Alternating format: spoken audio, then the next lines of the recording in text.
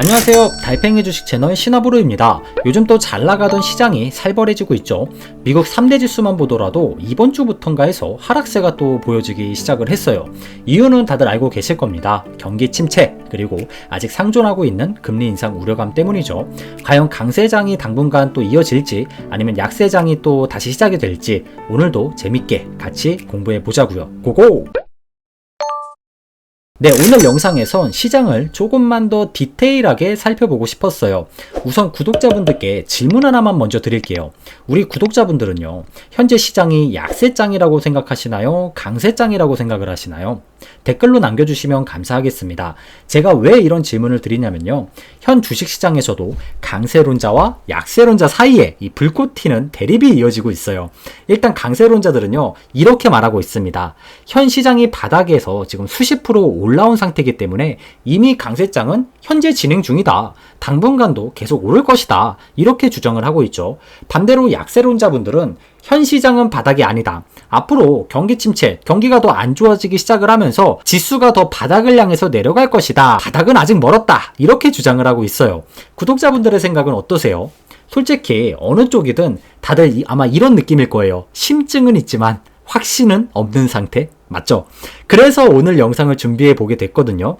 일단 지금 시장 자체가 거의 혼돈의 카오스입니다. 꼭 우리처럼 현재 개인 투자자들만 약세론자와 강세론자가 나뉘는 게 아니에요. 전 세계적으로 유명한 투자사들 그리고 대형은행들까지 지금 전망이 갈리고 있는 형국이거든요. 실제로 보면요, 골드만삭스 같은 경우는 지금 강세론자인 입장이에요. 당분간 바닥 없이 계속해서 오를 거라고 주장을 하고 있거든요. 또 반대로 뱅크 오브 아메리카는요, 약세론자인 입장입니다. 이제부터는 하락이 시작할 거래요. 그러니까 이렇게나 서로가 반대되는 전망을 보여주면서 모두가 더 헷갈리기 시작을 했다는 거죠. 더 혼란스럽다는 거예요. 그래서 오늘 영상이 구독자분들의 혼란을 조금이나마 약하게 해줄 수 있는 그런 영상이 됐으면 좋겠거든요. 이것만 하더라도 오늘 영상을 찍는 보람은 충분히 있을 것 같습니다. 일단 아까 말씀드린 것처럼요, 저는 단순히 미래에 오른다, 미래에 내린다 이런 머나먼 관점보다는 오늘 영상에서만큼은 조금만 더 디테일하게 들어가 보고 싶었어요. 사실 장기적으로 오른다는 건 거의 모두가 알고 있는 사실이잖아요. 그러니 지금 우리에게 필요한 건 뭐다? 디테일이죠, 디테일. 몇 달 안에 상승할 가능성이 높을까? 몇 달 정도 하락할 가능성이 더 높을까? 이런 세세한 부분들에 대해서 오늘 같이 이야기를 나눠볼 거예요. 일단 곰곰이 생각을 해봤습니다. 우선 이런 디테일한 부분을 고려하기 위해서는요, 미국의 연준이나 특히 기축통화에 더 많은 관심을 가질 수밖에 없겠더라고요. 이게 무슨 말이냐면요, 결국 연준의 긴축과 혹은 긴축에 관련된 메시지를 우린 더 유심히 살펴봐야 한다는 소리거든요. 저는 딱 한 가지는 구독자분들께 확실히 말씀드릴 수 있을 것 같아요. 제가 유튜브를 하면서 제일 경계하고 제일 조심하는 부분이 있거든요. 바로 방금 제가 말씀드린 확실이란 단어와 무조건이란 단어예요. 특히 주식 관련 영상, 이 돈과 관련된 영상이잖아요. 그런 입장이기 때문에 이 두 단어를 굉장히 조심해서 그리고 잘 안 쓰고 있는 편이거든요. 하지만 오늘 말씀드리는 이것만큼은 확실하다는 거예요. 이 확실한 게 뭐냐면, 혹시 우리 구독자분들 시장이 상승하기 위해서 필요한 시장의 상승에 가장 큰 영향력을 주는 녀석이 뭐라고 생각하시나요? 호재도 있을 수 있겠고 외인의 수급이 있을 수도 있겠고 금리일 수도 있겠죠. 뭐라고 생각하시나요? 저는요, 다 필요 없고 이거라고 생각을 해요. 바로 돈을 찍어내는 겁니다. 기축통화를 찍어내는 거예요. 과거부터 해서 지금까지 매번 상승장의 가장 큰 주역이 되는 게 바로 이 돈을 찍어내는 거였거든요. 그럼 돈은 누가 찍어내겠어요? 네, 맞아요. 미국 연준이 찍어내는 겁니다. 연방준비제도 이사회가 돈을 찍어내는 거죠. 얘네가 돈을 찍어내기 시작을 하면요, 지구에 무슨 사건이 터지던지 간에 주식시장은 무조건 상승할 수밖에 없었어요. 지금까지요. 경제라는 게 참 재밌죠. 구조 자체가 그렇더라고요. 혹시 과거에 코로나 폭락장 경험해 보신 분들 계세요? 얼마 지나지 않은 과거이기 때문에 아마 많은 분들이 경험을 해보셨을 겁니다. 저도 진짜 바지에 이때 오줌을 쌀 뻔했거든요. 하지만 이 무서웠던 대폭락장이 끼케야 한 달이나 갔나요? 아니, 이게 웬걸, 실업률도 겁나게 오르고 GDP까지 박살이 나던 상황이었어요. 근데 한 달도 안 돼서 주식시장은 상승을 하기 시작을 하더니 역사에 남을 만한 멋진 상승률을 안겨다 주었던 거죠. 이유가 뭘까요? 바로 제가 말씀드렸던 부분, 돈을 찍어냈기 때문이었어요. 누가? 연준이. GDP가 박살이 나도 실업률이 무섭게 치고 올라도 결국 연준이 많고 많은 돈을 무수히 찍어내기 시작을 하니까 결국 하락하던 주식시장이 항복을 하고 대세 상승장으로 바뀌어 버렸다는 거예요. 이게 현실이자 항상 반복되던 경제의 형태였습니다. 대신에 부작용도 같이 나타났지만요. 전쟁의 여파와 함께 또 이 인플레이션 시대가 도래가 돼버렸죠. 요즘 물가 오른 거 보면은 밖에서 뭐 고기 한번 사 먹기도 외식하기도 겁날 수준이에요. 그래서 단순히 이제 GDP가 떨어질 거라서 또 실업률이 올라갈 거라서 그래서 앞으로 주식시장이 하락만 할 것이다. 사실 이렇게 말하기도 애매한 구석이 있다는 거죠. 코로나 폭락장 때를 생각해보세요. GDP 하락했습니다. 엄청나게 하락을 했어요. 실업률 10배 이상 상승했거든요. 하지만 S&P 500은 어땠어요? 시장은 반대로 올라버렸죠. 연준이 돈을 찍어내면서 풀기 시작을 했으니까요. 결국 이게 시장 상승의 가장 중요한 요소라고 생각이 들어요. 지금도 마찬가지입니다. 그러니까 이 부분을 지금의 상황에 대입해보면 좋겠다는 거예요. 꽤 말이 되는 근거 같지 않나요? 자, 생각해보세요. 지금 연준이 돈을 찍어대고 있나요? 아니죠. 오히려 반대예요. 돈을 찍어내긴커녕 긴축을 목적으로 돈을 걷어들이고 있는 상황입니다. 물론 장기적인 시장은 좋아지겠지만 당분간은 시장에 좋지 않은 영향을 줄 거라는 거예요. 이걸 꼭 기억해 놔야 됩니다. 나중에 가서 주가가 다시 오른다? 그건 당연한 말이고 별개의 이야기예요. 오늘 영상에선 디테일한 부분, 짧게 몇 달 정도의 시장에 대해서만 우리가 고민해보는 영상이거든요. 하지만 오늘 제 얘기를 듣고 이렇게 생각하시는 분도 계실 것 같아요. 뭐냐면은, 야 달팽아, 양적 긴축 옛날부터 계속 지금 하고 있는데 요즘 시장 계속 올랐잖아. 거의 몇 개월 동안 계속 올랐는데 상승했는데 이건 어떻게 설명할래? 이렇게 말씀하시는 분들도 계시겠죠, 분명. 제가 이 부분에 대해서 반박 아닌 반박을 해볼게요. 돈을 찍어내지 않고 반대로 긴축을 하는 건 시장 상승에 전혀 도움이 되지 않는다, 이렇게 말씀을 드렸었죠. 올해 계속 긴축을 하고 있고요. 하지만 시장은 어때요? 지금 3개월 동안 올랐어요. 왜겠어요? 답은 의외로 단순합니다.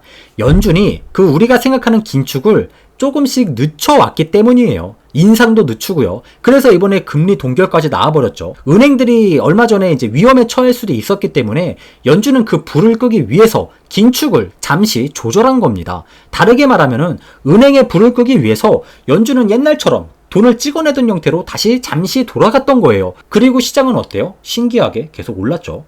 이 시기가 딱 맞물린다니까요. 그래서 결국 은행도 큰 사건 없이 위기는 있었지만 결국 잘 넘어왔어요. 문제는 지금입니다. 연준은 다시 긴축을 원하고 있어요. 은행 위기설도 안정세를 찾아가고 있겠다. 이제 다시 본심이 나올 수 있다는 소리죠. 최근 파월의 인터뷰만 보시더라도 한두 번의 금리 인상 가능성 어때요? 열어놨잖아요. 지금 제가 알기론 연준이 한 달에 긴축할 수 있는 맥시멈 금액이 대략 한 1천억 정도라고 알고 있거든요. 근데 보면은 맥시멈 기준 대략 한 60에서 70% 정도만 지금 그 돈을 걷어들이고 있는 상태예요. 아무래도 시장이 또 너무 놀라면 안 되니까 이런 것까지 감안해서 조금 여유 있게 긴축을 하고 있다라는 거죠. 그러니까 우리가 단기적인 단 몇 달 정도의 시장 상황을 고려해 봤을 때는 이거 하나는 꼭 명심해 놓으면 좋을 것 같아요. 연준이 돈을 찍어내는 시절은 코로나 폭락장 때였지 지금은 아직 아니라는 거. 연준은 금리 인하를 여전히 고려하고 있지 않다는 거. 여전히 한두 번의 금리 인상을 더 예고하고 있다는 거. 이걸 우린 꼭 명심해 놔야 될 것 같아요. 무작정 기간 정하지 않고 무작정 오른다 기도만 하면서 장밋빛 전망을 한두 달 사이의 시장에 대입해 볼 수는 없으니까요. 물론 단기적인 시장을 고려할 때입니다. 장기적인 시장은 당연히 오를 수밖에 없을 거예요. 시장은 우리가 생각하는 것보다 훨씬 더 강력합니다. 지금 같은 상황에선 SCHD나 리얼티 인컴 같은 이런 관련주들이 좀 생각보다 약한 흐름을 보일 수도 있을 거예요. 지금의 상황에서는요.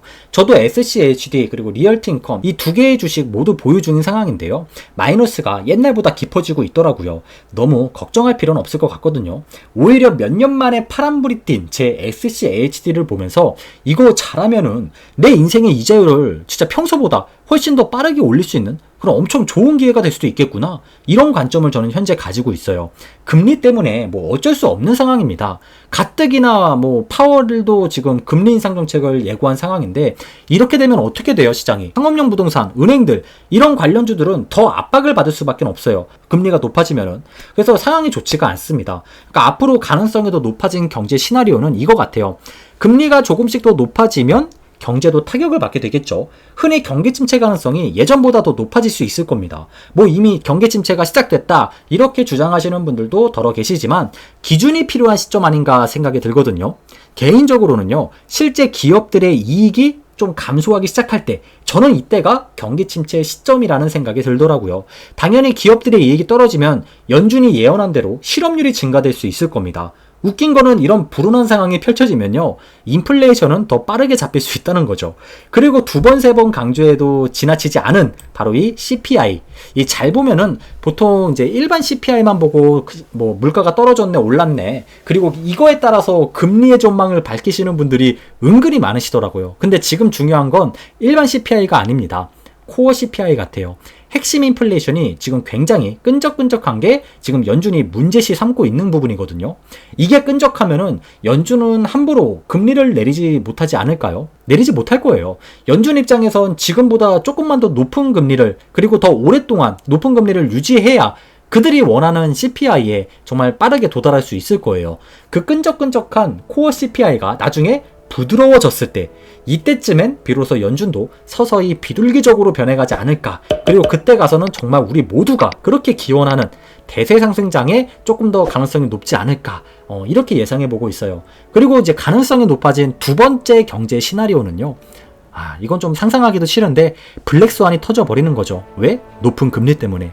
이 상업용 부동산이나 지방은행이 또 쓰러지기 시작을 하면은 연준은요, 아무리 인플레이션은 높아도 결국 다시 돈을 찍어내는 형태로 돌변할 수밖에 없을 거예요. 그리고 시장은 건강하지 못하게 대세 상승장이 찾아올 수도 있겠죠. 왜? 돈을 찍어내니까. 그러니까 돈을 찍어낼 땐 시장도 상승하지 않고는 못 베길 겁니다. 어쨌든 정확히 딱 현재 시점에선 연준의 금리 인상과 여전히 긴축 우려감이 상존해 있는 시국이라는 거, 그리고 코어 CPI가 더 부드러워져야 된다는 과제가 남아있어요. 그래서 연준은 경제가 더 나빠지는 쪽으로 당분간 포지션을 이어갈 가능성이 더 높다고 사료가 되거든요. 여전히 연준은요, 돈을 찍어내는 스위치를 꺼버린 상태입니다. 그러니 오늘 영상 좀 잘 참고하셨으면 좋겠고요. 오늘 영상은 이 정도로 마무리하면 좋을 것 같아요. 구독자분들의 생각은 어떠세요? 오늘은 장기적인 시장의 관점이 아니라 단기적인 단 몇 달 정도의 전망을 좀 같이 좀 공부해보는 시간을 가져보았습니다. 개인적으로 올해 마지막 총알장전의 시기가 아닐까 예상을 해보고 있긴 한데, 비를 맞고 뛰어가시는 구독자분들이나 비를 잠시 피하면서 비가 멈추길 기다리고 계신 구독자분들이나 이 두 부류 모두의 구독자분들께 조금이나마 도움이 되는 영상이었으면 참 좋겠네요. 조금이나마 도움이 되셨다면 좋아요와 구독, 꼭 알람 설정까지 부탁드리고요. 행복한 주말 보내시기 바랍니다. 더위 조심하시고 다음에 더 유익한 영상으로 찾아뵙도록 할게요. 감사드립니다. 슉.